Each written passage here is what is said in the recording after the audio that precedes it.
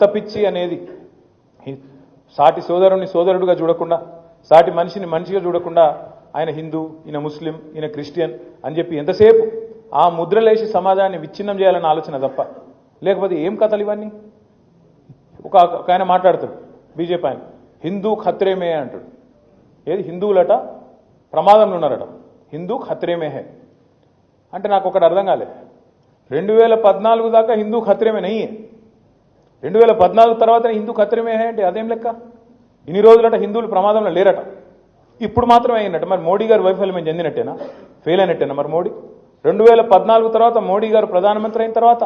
Bharatiya Janata party అధికారంలోకి వచ్చిన తర్వాత 80% ఉండే దేశంలో 80% హిందువులు ఉండే దేశంలో హిందూ ఖత్రేమే హే అనే స్లోగన్కి అర్థం ఉందా అసలు స్వాతంత్రం వచ్చినప్పటి నాటి నుంచి లేని పంచాయతీ ఇప్పుడు ఎందుకు పెడుతున్నారు కొత్తగా ఎందుకంటే వాళ్ళ సలిమంటల్లో వాళ్ళు సలిగాచుకున్నందుకు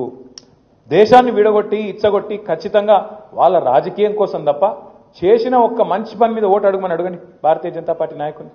ఏ ఒక్క భారతీయ జనతా పార్టీ నాయకుడైనా ఓట్లు అడిగేటప్పుడు నేను ఒక 5 పదాలు చెప్తా హిందూ ముస్లిం పాకిస్తాన్ జై శ్రీరామ్ మోడీ ఈ 5 పదాలు చెప్పకుండా ఓటు అడిగేటోడు ఎవడన్నా ఉన్నాడా నేను ఈ పని చేసిన కాబట్టి నాకు ఓటేయండి అని చెప్పే పరిస్థితి ఉందా హిందూ అనాలి ముస్లిం అనాలి పాకిస్తాన్ అనాలి జై శ్రీరామ్ అనాలి ఓట్లు వేసుకోవాలి అవతల పడాలి మళ్ళా కనబడద్దు ఇది తప్ప 11 ఏళ్లలో